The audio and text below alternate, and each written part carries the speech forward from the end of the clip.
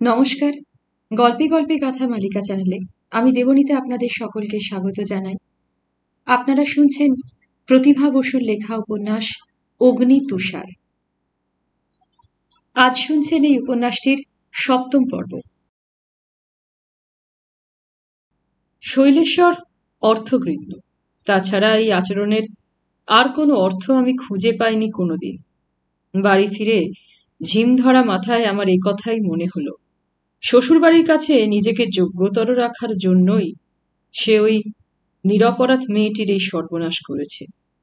আমি বোধহয় বিনা শর্তে বিনা পণে তাদের মেয়েকে গ্রহণ করতে চেয়েই তার মনে প্রথম বিষ ছড়িয়েছিলাম। এক জামাই অমন মুচড়ে নিংড়ে নিলে তার পাশে তারই সমান যোগ্য আর একজন যদি কিছুই না চায়, অবধারিতভাবে তার আসন অনেকটা উঁচুতে উঠে যাবার সম্ভাবনা থাকে। তার উপরে শৈলেশ্বর জানে মানুষ হিসেবে আমি তার চেয়ে অনেক সরল। আমার মন তার মনের মতো স্বার্থান্বেষী নয়। আমার হৃদয়ে তার মতো প্রতিহিংসার কালিমা নেই। আমি পৃথিবীটাকে সাদা চোখে দেখি, সহজ হৃদয়ে মানুষকে ভালোবাসতে পারি। আমাকে নিয়ে ওই বাড়িতে ঢোকানো মানেই তার নিজের মর্যাদা আর একাধিপত্যকে ক্ষুণ্ণ করা। কিন্তু আমাকে না হয় কাঁটার মতো সরিয়েই দিল, তার বদলে এই সর্বনাশ সে করতে গেল কেন? বড়লোকের অপদার্থ পুত্রটির কাছ থেকে সে কি ঘুষ নিয়েছিল সুন্দরী মেয়েটিকে ভোগ করতে দিয়ে? নাকি সেখানেও সেই অপদার্থের তুলনায় নিজেকে তুলে ধরাই ছিল তার আসল উদ্দেশ্য? কি, কোনটা? হাত মুঠো করে মিথ্যে আস্ফালনে ঘরময় ঘুরে বেড়ালাম আমি। আমার ইচ্ছে করছিল শয়তানটাকে যেখান থেকে পারি টেনে এনে তার মাথাটা গুঁড়িয়ে দিই। আমার রাগ দমকে দমকে ফুটে উঠতে লাগলো। সবকিছুর শেষে বিছানায় মুখ লুকিয়ে আবার আমি আর একবার বালকের মতো তপ্ত চোখের জলে ভেসে গেলাম।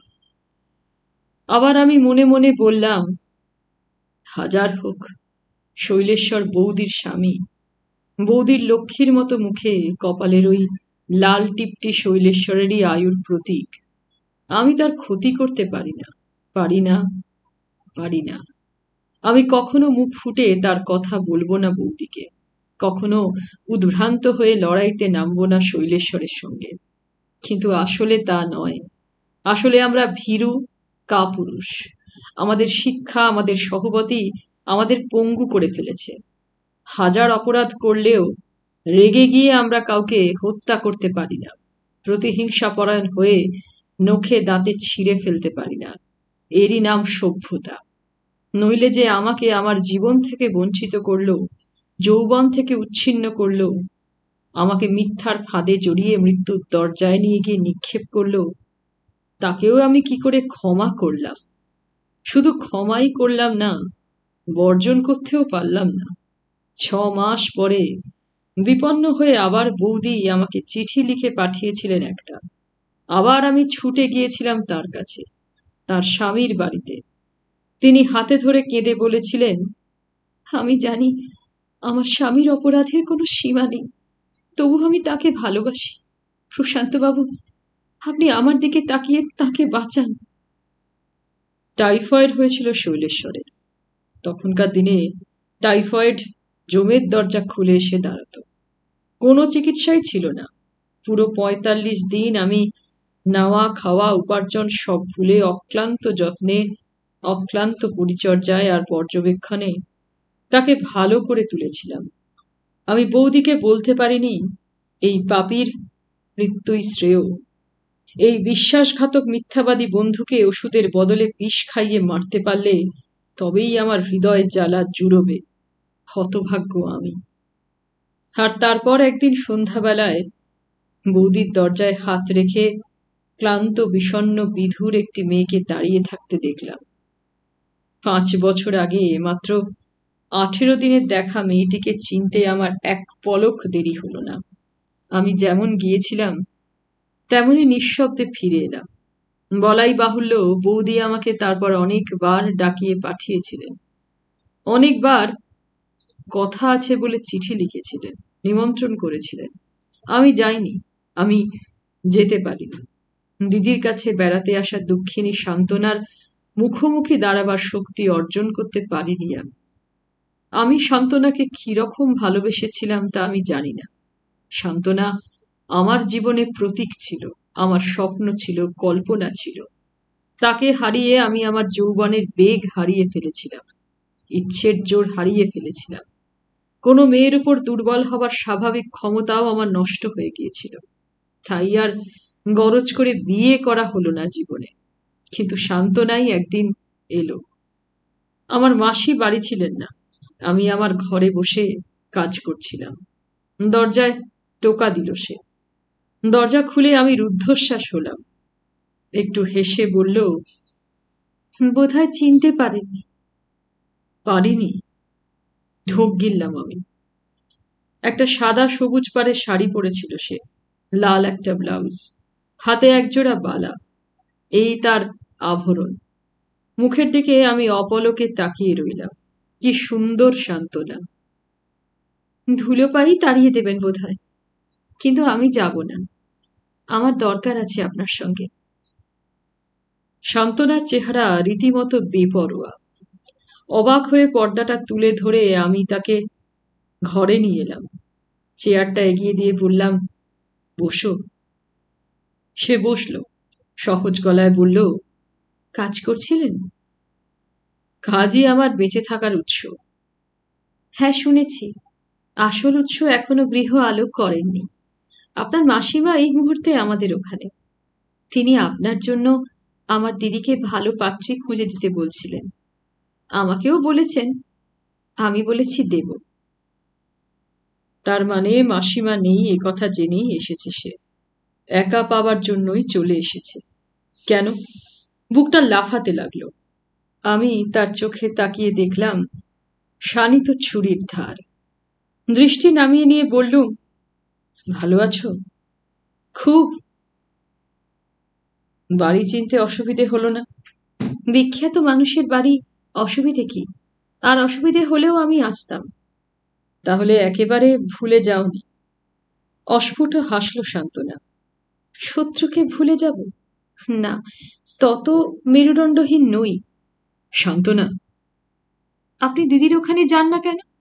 আমার সঙ্গে দেখা হয়ে যাবার ভয়ে? আমি চুপ করে রইলাম। লজ্জা? লজ্জা কিসের? তবে কেন যান না? কথা ঘুরিয়ে বললাম, শৈলেশ্বর উঠে হেঁটে বেড়াচ্ছে, গিয়েই দেখতে পারেন। একাই এলে? দুজন কোথায় পাবো? রোদে কষ্ট হয়েছে হয়তো। রোদের তাপ আমার সয়। সান্ত্বনা, আমি একজনের স্ত্রী। আমার স্বামীর পদবী তালুকদার। আমাকে মিসেস তালুকদার বলে আপনার ডাকা উচিত। যা উচিত নয় এতদিন ধরে তো তাই হয়ে এলো। তা বলে কি সারা জীবনই তার জেদ টানতে হবে? তাহলে তোমাকে তুমি বলাও তো আমার অন্যায়। আমার তো যতদূর মনে পড়ে দিদির বিয়ের সময় আপনি আমাকে আপনিই বলতেন। আমারও মনে পড়ছে চিঠিতে তুমি আমাকে শেষের দিকে তুমি সম্বোধন করতে। চিঠি? সান্ত্বনা এমন আশ্চর্য ভঙ্গিতে তাকালো যেন ভারী অবাক হয়ে গেছে শব্দটা শুনে। আমি বললাম, জানি, সবই তুমি ভুলে গেছ। এবার সান্ত্বনার চোখ নামিয়ে অনেকক্ষণ চুপ করে রইল। আস্তে বলল, হ্যাঁ, ভুলের মাসুল আমি অনেক দিয়েছি। এবার সে ভারটা লাঘব করে যেতে চাই। হাত ব্যাগ থেকে রঙিন ফিতে বাঁধা একতারা সযত্ন রক্ষিত চিঠি বার করে বিষণ্ণ রেখায় হাসল সে। এগুলো রেখে দিন, আমিও একটু হালকা হই, আপনারও একটু আত্মবিশ্লেষণ হোক। চিঠিগুলো সে আমার টেবিলের উপরে রাখল। তাকিয়ে দেখলাম আমি আমার 1 বছরের হৃদয় নিংড়ানো ভালোবাসার উত্তাপ। আমি অনুভব করলাম সে উত্তাপ এখনো থরথর করে কাঁপছে আমার বুকের মধ্যে। বললাম, ফিরিয়ে দিচ্ছ? বোঝা বই লাভ কি? এতই যদি বোঝা, পুড়িয়ে দিলে না কেন? পারিনি যে, তা তো দেখতেই পাচ্ছেন। ফিরিয়ে দেওয়ার চাইতে কি সেটা ভালো ছিল না? বেশ তো, নিজেই পুড়িয়ে দিন না। মৃত্যুর পরেই দাহ করবার নিয়ম, যা আমার কাছে একটা তাজা হৃৎপিণ্ড, যা আমার জীবনে একমাত্র সত্য, তা অন্যে নষ্ট করলে আমার হাত নেই, কিন্তু আমি নষ্ট করতে পারি না। কি? সান্ত্বনা, ওই চিঠির যে আজ আর কোনো মূল্য নেই তোমার কাছে, তা আমি জানি, কিন্তু আমি তো সেই সত্যকে মুছে ফেলতে পারি না। কালো চোখে টলটলে 2 চামচে জল নিয়ে আমার মুখের দিকে তাকালো সান্ত্বনা। কিছু বলল না। চোখে চোখ রেখে আমি বললাম, তুমি বিয়ে করেছ, স্বামী পেয়েছ, সংসার পেয়েছ, হয়তো তোমার আগুন নিভে গেছে, কিন্তু আমি জ্বলছি, আজও জ্বলছি, সারা জীবন জ্বলতে হবে আমাকে। হঠাৎ সান্ত্বনার জল ভরা চোখ বিদ্রুপে ঝলসে উঠল। নড়ে চড়ে নিজের দুর্বলতাকে এসে কঠিন করে নিয়ে বলল, সত্যিই আপনি একজন প্রথম শ্রেণীর অভিনেতা? অভিনয়? দুহাতে আমি কপাল চাপড়ালাম। যার অভিনয়ে আজ আমার সবকিছু ব্যর্থ হয়ে গেল, তাকে তোমরা বলতে পারো না কিছু? আমার অধীরতা লক্ষ্য করে সান্ত্বনার ভঙ্গি বদলালো। তাকিয়ে থেকে কেমন অদ্ভুত গলায় প্রায় ষড়যন্ত্রীর মতো ফিসফিস করল সে। কার কথা বলছেন? জানো না? বোঝো না? আমি প্রায় হাঁপাচ্ছিলাম। হাতের সঙ্গে হাত শক্ত করল সান্ত্বনা। তার কঠোর কঠিন মুখের দিকে তাকিয়ে আমি আসন্ন ঝড়ের সংকেত দেখতে পেলুম। গলার স্বরে সে একটু উত্তেজনা প্রকাশ না করে ঠান্ডা গলায় বলল, সে কি শৈলেশ্বর মল্লিক? নামটা উচ্চারণের সঙ্গে সঙ্গে আমি সতর্ক হয়ে গেলাম। আমার বৌদিকে মনে পড়ে গেল। স্বামীর জন্য তার করুণা ভরা বিশ্বস্ত 2 চোখের উদ্বেল ব্যাকুলতা আমি যেন প্রত্যক্ষ করলুম। নিজের বেদনা ভুলে বৌদির সংসারের আগুনকে চাপা দিতেই উৎসুক হয়ে উঠলুম বেশি। নিজেকে সংযত করে বললুম, ও সব কথা থাক সান্ত্বনা, অন্য কথা বলো। অন্য কথা বলতে আমি আসিনি। আমি যা অনুমান করেছিলুম তার সত্যাসত্য যাচাই করতেই আসা আমার। আমার সব কথা জানা দরকার। জেনে তুমি কি করবে? শৈলেশ্বর মল্লিককে বুঝিয়ে দেব সব পাপেরই শাস্তি আছে। শোনো, তুমি শান্ত হও। আমার ভাগ্যই আমাকে ভিখিরি করেছে, এর জন্য কেউ দায়ী নয়।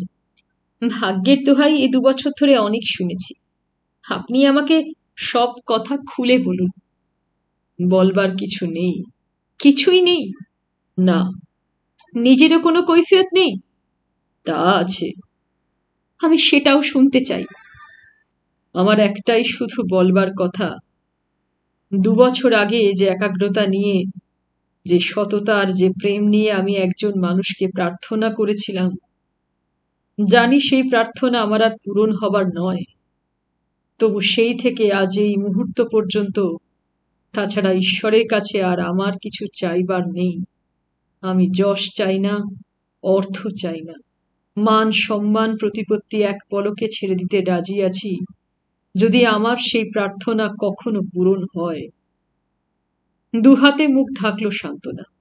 সে কাঁদতে লাগলো। কান্নার দমকে তার সুগঠিত পিঠটা কেঁপে কেঁপে উঠতে লাগলো। আমি কাছে এগিয়ে এসে দাঁড়ালাম। দাঁড়িয়েই রইলাম। ভেবে পেলাম না কি করব, কি বলবো। বর্ষায় ধোয়া সকালের টগর ফুলের মতো মুখটা তুলে ধরল সে। রুদ্ধস্বরে বলল, যদি তাই হবে তবে কেন ওরকম সব অপমানকর কথা বলে পাঠিয়েছিলেন? কেন তবে নিজে নিজে নিজে কেন একবার? আবার মুখ ঢাকল সে। অপমান? আপনি বলেছিলেন আমার মতো গায়ে পড়া মেয়েদের এভাবেই শিক্ষা দিতে হয়। আমি এসব বলেছিলাম? হ্যাঁ, আপনি আপনি আপনি আপনি আমার ভগ্নিপতির কাছে কি না বলেছেন আমাকে নিয়ে। সেই থেকেই তো তার সঙ্গে আপনার মনোমালিন্য। শৈলেশ্বর এইসব বলেছে? আমার গলার স্বর শক্ত হয়ে উঠল। তবে কি সে মিথ্যা বলেছে? শোনো সান্ত্বনা, কে মিথ্যাবাদী আর কে নয় তা নিয়ে আজ আর আমি তর্ক করব না। শুধু জেনে রেখো, তোমাকে আমি ভালোবেসেছিলাম, এবং একজন মেয়েকে ভালোবাসলে তার যে পরিণতির জন্য মন উন্মুখ থাকে, স্বাভাবিক নিয়মেই সেটা আমার ছিল, এবং তা আমি শৈলেশ্বরকে জানিয়েছিলাম। আমি জানতাম সে তোমাদের আপন লোক, আমারও বন্ধু। যা করবার, যা বলবার তার দ্বারাই সেটা সহজভাবে এবং শোভনভাবে হতে পারবে। কিন্তু শৈলেশ্বর আমাকে জানিয়েছিল আমি ডাক্তার, আমার চরিত্রের উপর তোমাদের বিশ্বাস নেই। তাছাড়া কি কি তাছাড়া কি? দাঁত দিয়ে ঠোঁট কামড়ে প্রায় রক্ত বার করে ফেলল শান্তনা। না, কিছু না। আমি আবার সংযত হলাম। আপনি সেসব বিশ্বাস করেছিলেন কেন? কেন নিজে যাননি? কেন একটা চিঠি লেখেননি? চিঠি লেখার জন্যই নাকি তোমার বাবা সবচেয়ে বেশি রাগ করেছিলেন, তাই? মিথ্যাবাদী! শান্তনা, আমি সেই সময় বেঁচে ছিলাম না। হতাশার অন্ধকারে তলিয়ে যেতে যেতে ভেবেছিলাম যেন চিরদিনের জন্য ঘুমিয়ে পড়তে পারি। শূন্য দৃষ্টি মেলে তাকিয়ে রইল শান্তনা। আমি শান্ত হয়ে বললাম, কিন্তু একটা কথা, যা হবার হয়ে গেছে। কিন্তু তোমার দিদি যেন কষ্ট না পান। তার সংসারে তুমি ফাটল ধরিও না। তার তো কোনো অপরাধ নেই। না, তা নেই, কিন্তু তবু শৈলেশ্বর বাবুকে যা বলবার তা বলবো। আমার মা বাবার ভুল ধারণা আমি সংশোধন করব। উনি তো শুধু আমারই ক্ষতি করেননি, আমাদের সমস্ত পরিবারের শান্তি অপহরণ করেছেন। শোনো শান্তনা, তাতে যদি দিদির কোনো ক্ষতি হয় আমি কিছু করতে পারি না। শান্তনা, আমি তার হাত ধরলাম। এই প্রথম আমি আমার প্রেমিকাকে স্পর্শ করে জ্বলে উঠলাম বাসনায়। ভুলে গেলাম সে অন্য লোকের স্ত্রী। ভুলে গেলাম তার এই হাত আর একজনের পানি পীড়নে অভ্যস্ত।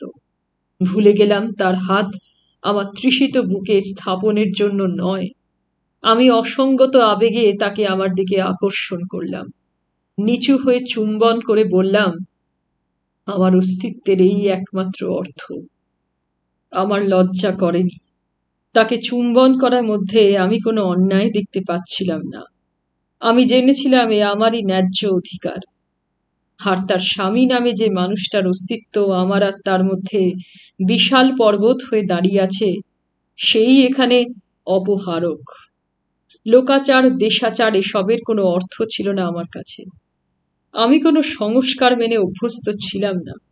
আমি যাকে ভালোবাসি, যদি সেও আমাকে ভালোবাসে, তাহলে মিলনের সেটাই সবচেয়ে বড় মন্ত্র, বড় অধিকার বলে মনে হচ্ছিল আমার। আমি সেদিন তাকে সেই কথাই বোঝালাম।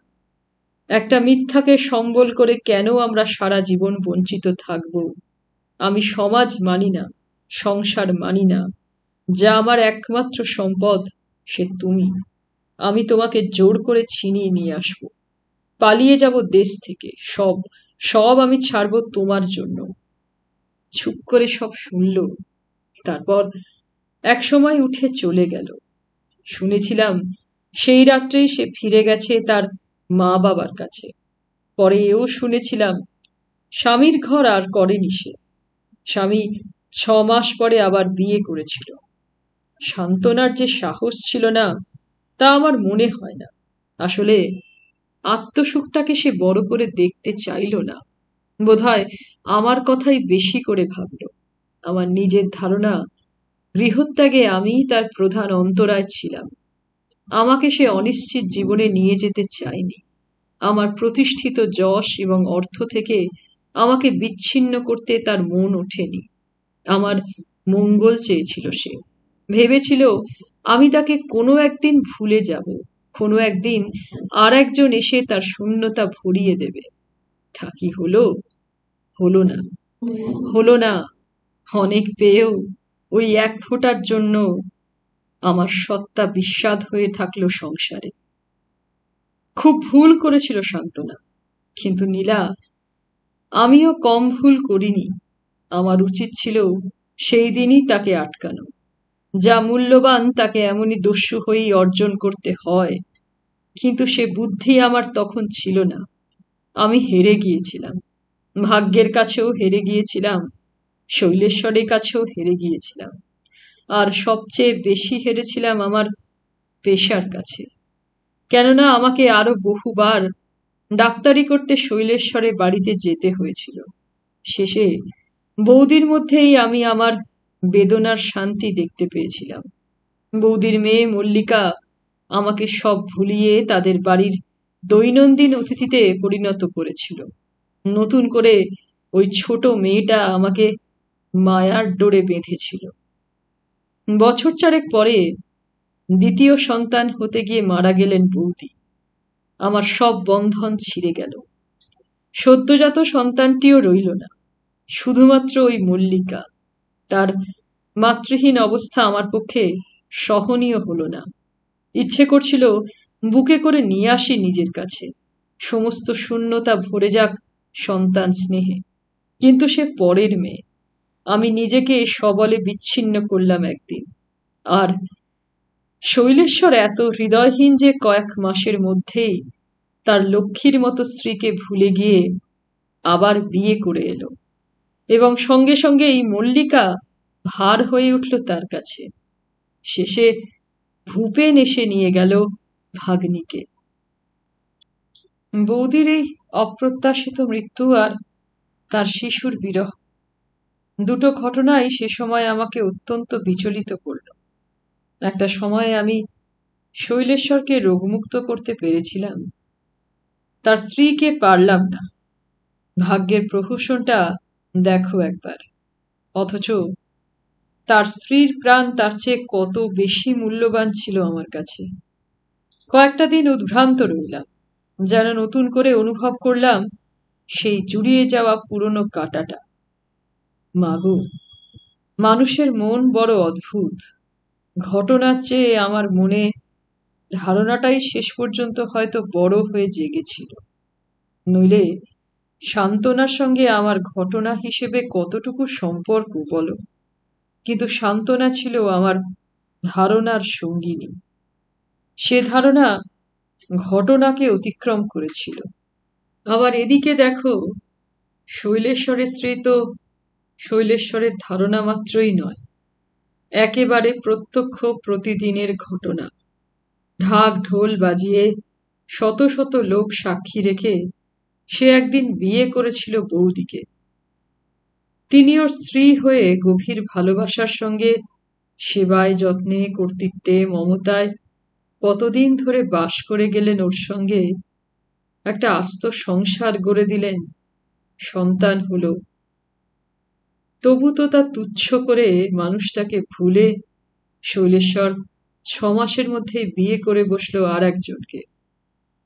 প্রথমে বলল, এ কি আর নিজের জন্য? সবই বাচ্চাটার কথা ভেবে করা।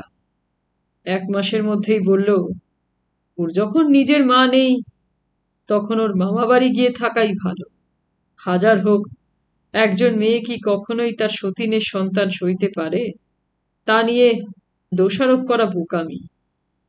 শৈলেশ্বর ওইসব বলল, আর আমি বললাম, আর নয়, এবার সত্যিই কলকাতা পাড়ি দিতে হবে।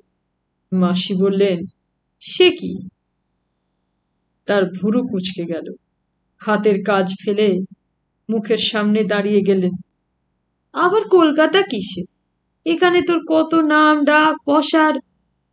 আর নাম ডাক পসার, কে চেয়েছিল এসব? মাসি যতই বাদ সাধুন, কাঁদুন কাটুন, রাগ অভিমান করে কথা বন্ধ করুন, ঝগড়া করুন, আমি এবার অবিচলিত রইলুম। বেচারি মাসিমা, আমি তার কত আকাঙ্ক্ষার সন্তান, অথচ আমার হৃদয়ের কোনো খবরই তার জানা ছিল না। তিনি তখনও আমার জন্য বউ খুঁজে বেড়াচ্ছিলেন।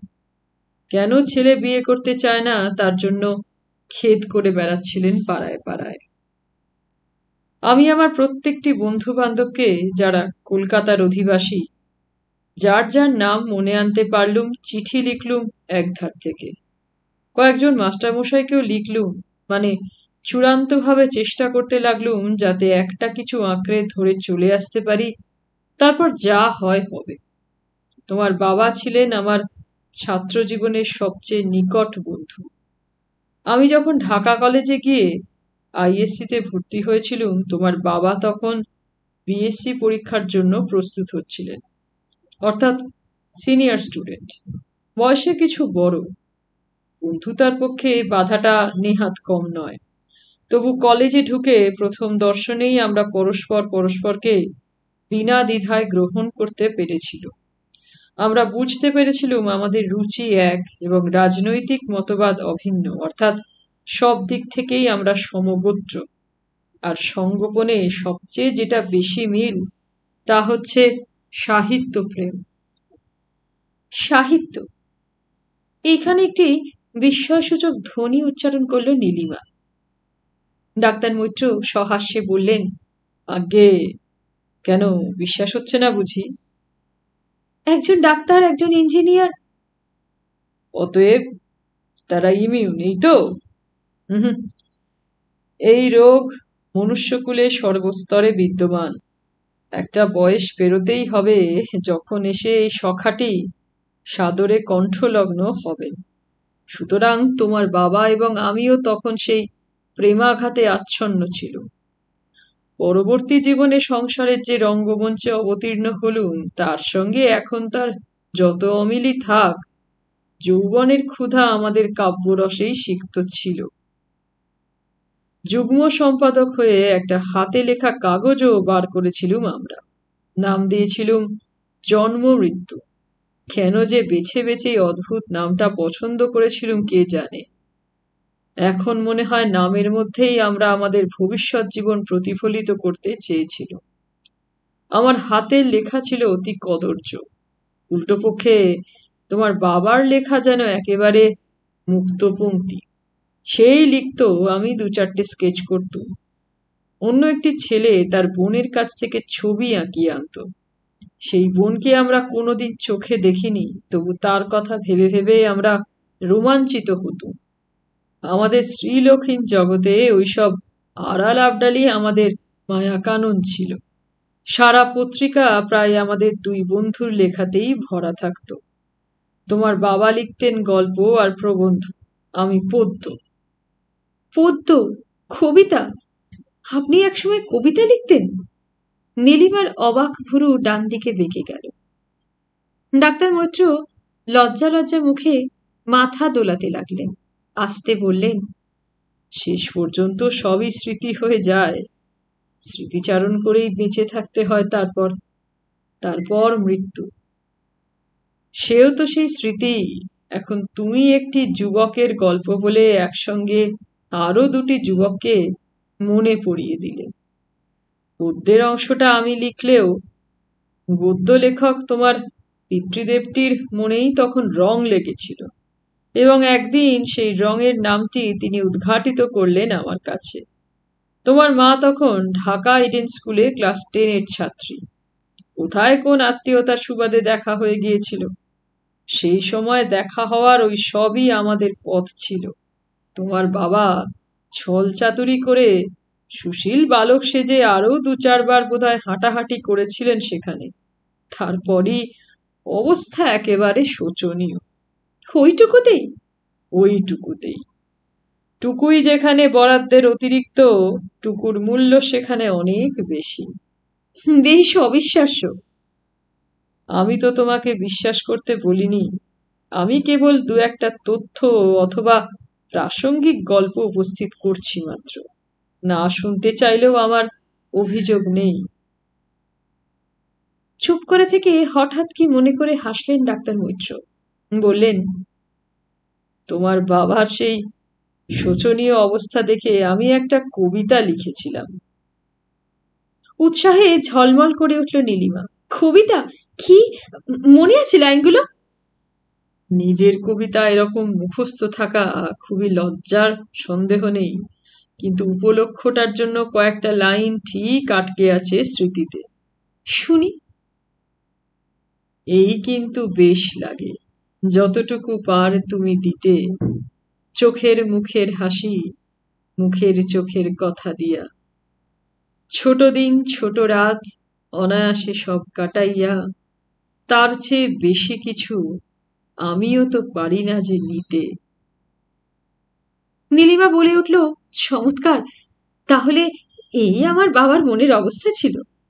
অবস্থা নয়, অবস্থা খুবই খারাপ, বলতে পারো এই আমার পরামর্শ ছিল। নীলিমা হাসল। ডাক্তার মৈত্রও হাসলেন।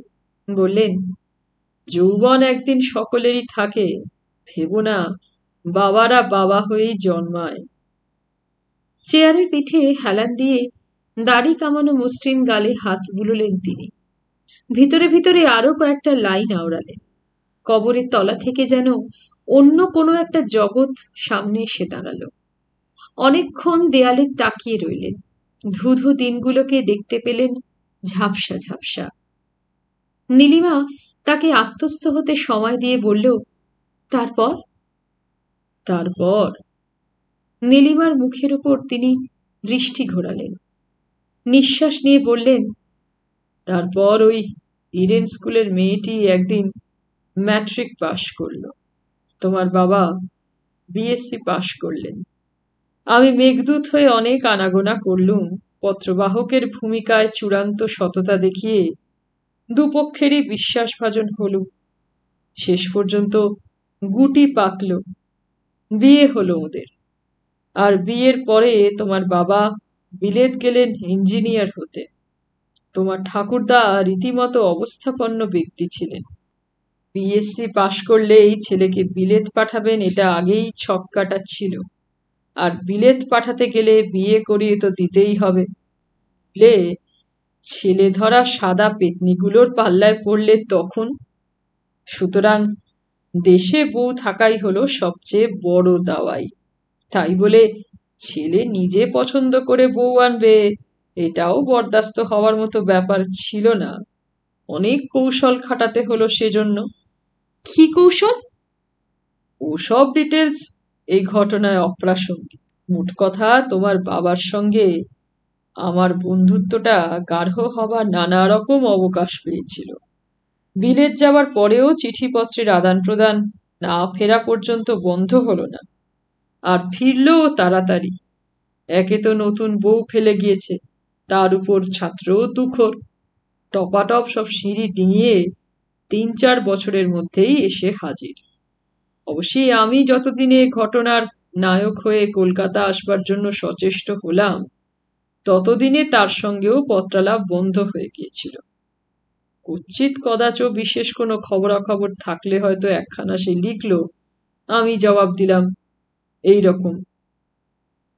আমার উপর তার রাগও ছিল একটু, কেন আমি একটা অজ পাড়াগাঁয়ে পড়ে আছি, এই ছিল তার অভিযোগ। সুতরাং সেই সুযোগে তাকেও আমি আমার কলকাতা যাওয়ার ইচ্ছে জানিয়ে মস্ত একটা পত্র রচনা করলুম। অতি সত্বর তার জবাব এলো। চিঠির প্রথম পৃষ্ঠাটি ভরা তীব্র তিরস্কার। তারপরে লিখেছে, একবার যখন গাধার মাথায় ঘোড়ার বুদ্ধি ঠুকেছে তখন অবিলম্বে তাকে কাজে খাটিয়ে যেন বিনা দ্বিধায় চলে যাই।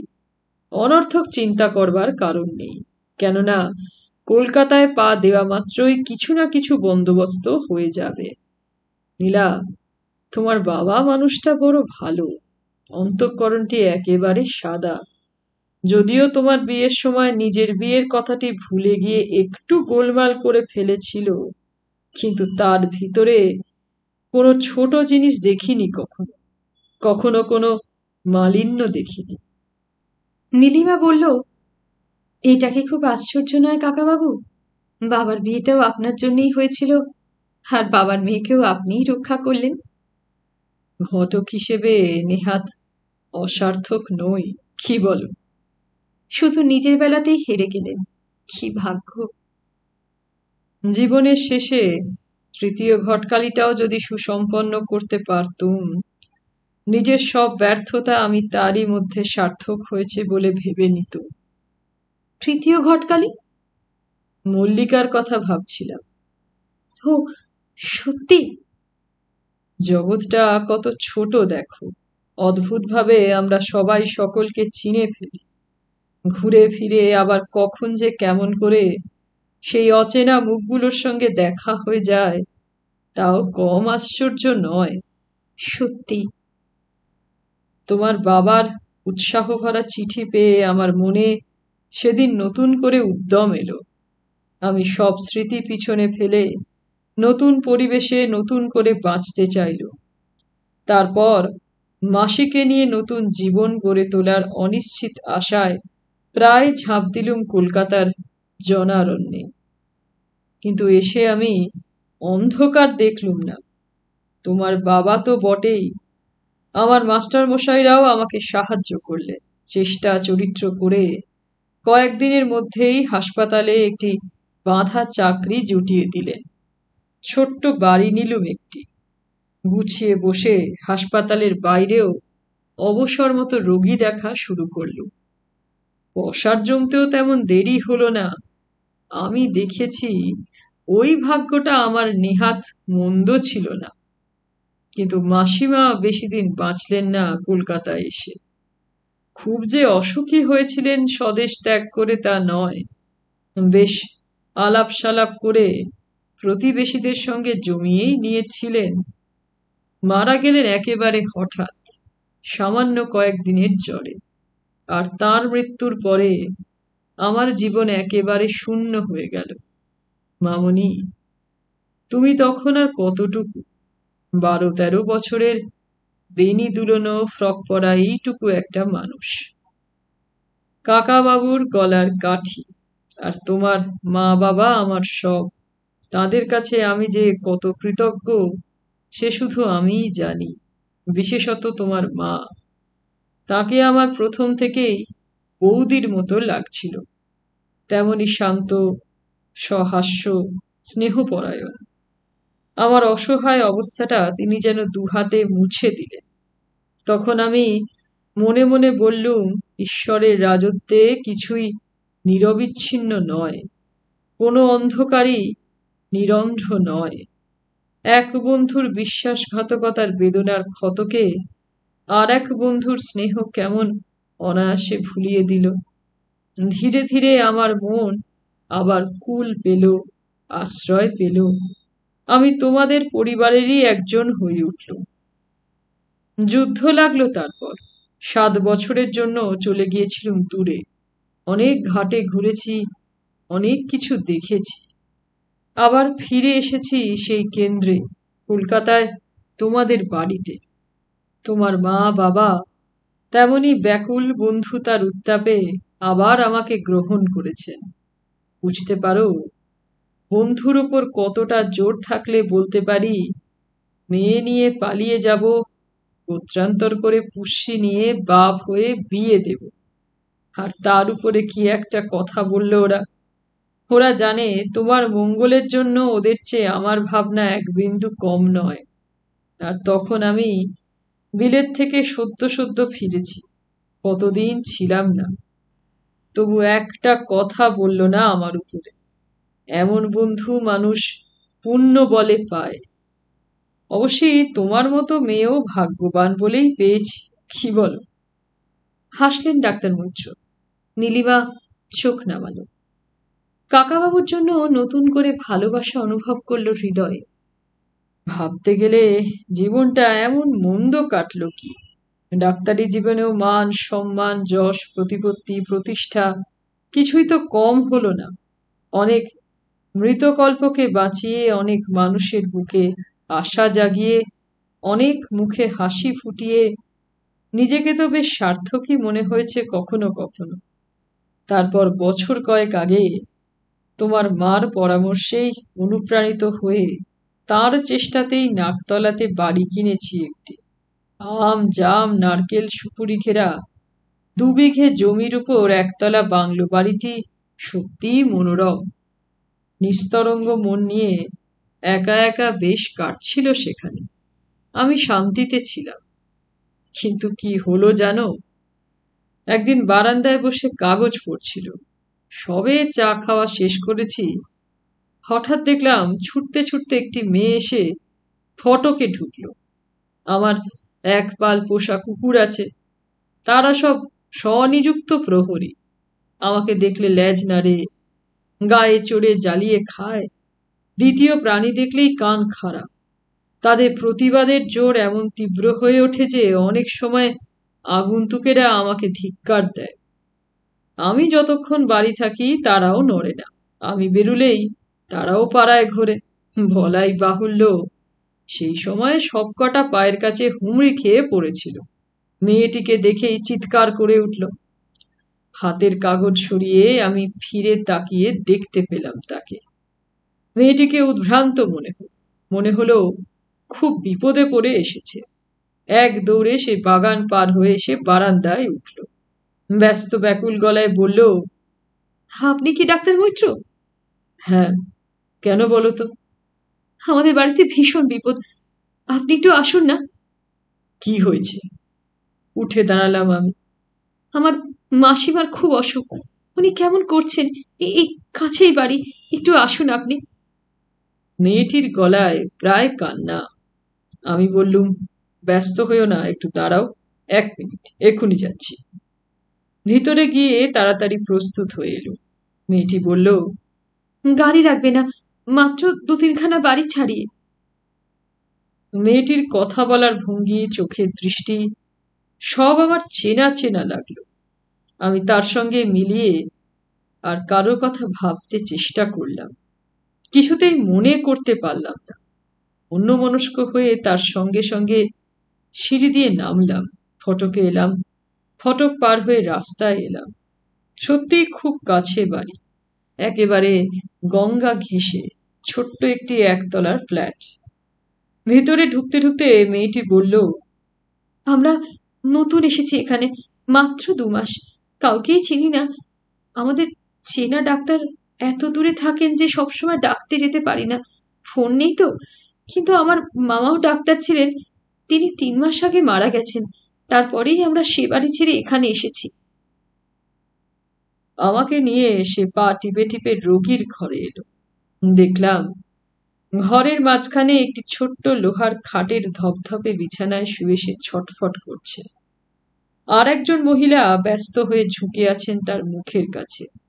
আমাকে দেখে তিনি সোজা হয়ে দাঁড়ালেন। বুঝলাম তিনি কাঁদছেন।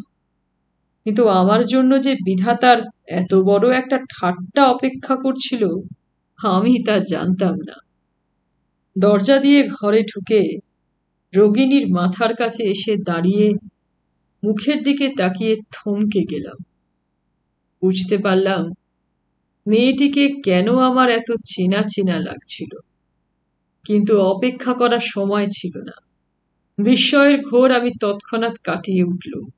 মহিলাকে জিজ্ঞাসা করে জানলুম পুরনো হার্টের অসুখ, এমনিতেই ইদানিং বেড়েছিল, দাদার মৃত্যুতে তা চরমভাবে দেখা দিয়েছে, তবে আজকের মতো এমন কখনো করেনি। মেয়েটি আমাকে একটা চেয়ার এগিয়ে দিল।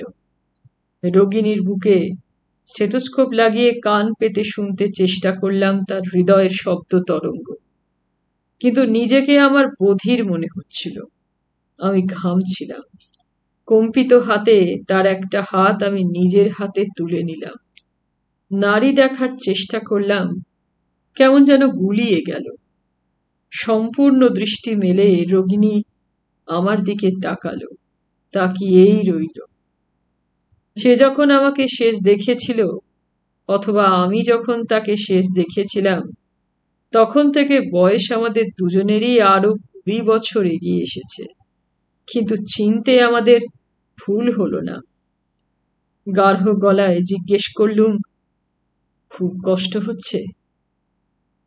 সে বলল, কি আশ্চর্য। কথা বলবার মতো তার দম ছিল না, অস্পষ্ট একটু হাসল। আমার মনে পড়ল একদিন সে আমাকে হাতুড়ে ডাক্তার বলেছিল। সেই অমাবস্যা রাতের অন্ধকার ছাদ, সেই তারা ভরা অনন্ত আকাশ, আর আকাশের তলায় দুটি হৃদয়, সব যেন বর্তমান হয়ে ধরা দিল আমার মনে। একটু বিহ্বল হয়ে পড়েছিলাম। সান্ত্বনা চোখ বুঝল। কি আশ্চর্য, সত্যি কি আশ্চর্য, তাহলে কি ওই মেয়েটির মল্লিকা? বলে উঠল নীলিমা। ডাক্তার মৈত্র মাথা নেড়ে বললেন, ওই মেয়েটি মল্লিকা, তোমার আমেরিকান ভ্রাতার মালিকা। তারপর? তারপর মাত্র 7 দিন বেঁচে ছিল সান্ত্বনা। আমার আহার নিদ্রা ছিল না। আমি আমার ডাক্তারি জীবনের সমস্ত জ্ঞান, সমস্ত শক্তি সব নিঃশেষে খরচ করেছিল। নিজেকে আমার বিশ্বাস হয়নি। শহরের সমস্ত ডাক্তার এনে জড়ো করে ফেলল। সান্ত্বনার প্রত্যেকটি নিঃশ্বাসের উত্থান পতনের সঙ্গে নিজের উত্থান পতন নিয়োজিত করল, তবু সে বাঁচল না। একদিন গভীর রাত্রে যখন আর সবাই ক্লান্ত ঘুমে নিশ্চেতন ছিল। শুধু আমি এক অতন্দ্র প্রহরী তাকিয়েছিলাম তার মুখের দিকে। সেই সময় সে জীবনের সব দুঃখ পিছনে ফেলে যেন খুব গভীর শান্তিতে আমার হাতটা জড়িয়ে ধরে নিঃশব্দে মারা গেল। আমি কাঁদলাম না, আমার কান্না এলো না। সেই গভীর রাত্রির নির্জনে তার মৃত ঠোঁটে দ্বিতীয়বার চুম্বন করে আমি আমার স্বামিত্বের অধিকার স্থাপন করলুম। বুকের মধ্যে জড়িয়ে ধরে বললুম, যেন পরজন্মে পাই। তার শরীর তখনও গরম ছিল। আমি নতুন বিবাহিতের মতো তাকে আদর করছিল। তারপর এক সময় দেখলুম আমি কাঁদছি। আবার সেই বালকের বুকের কান্না ঘিরে ধরেছে আমাকে। আমার স্বপ্ন এতদিনে এই মরজগৎ থেকে বিদায় নিল। শৈলেশ্বরের সঙ্গে সেই সূত্রেই আমার আবার দেখা। তেমনি রোগার চোখা নাক, সাবজজ হয়েছে। তার দ্বিতীয় স্ত্রীকেও দেখলুম স্থূলাঙ্গী মহিলা, কথাবার্তায় পটু। শৈলেশ্বরকে বেশ নরমে গরমে রেখেছে। সান্ত্বনা শ্রাদ্ধ হলো। মল্লিকাই সন্তানের কাজ করল সব। খুব কান্নাকাটি করছিল সে।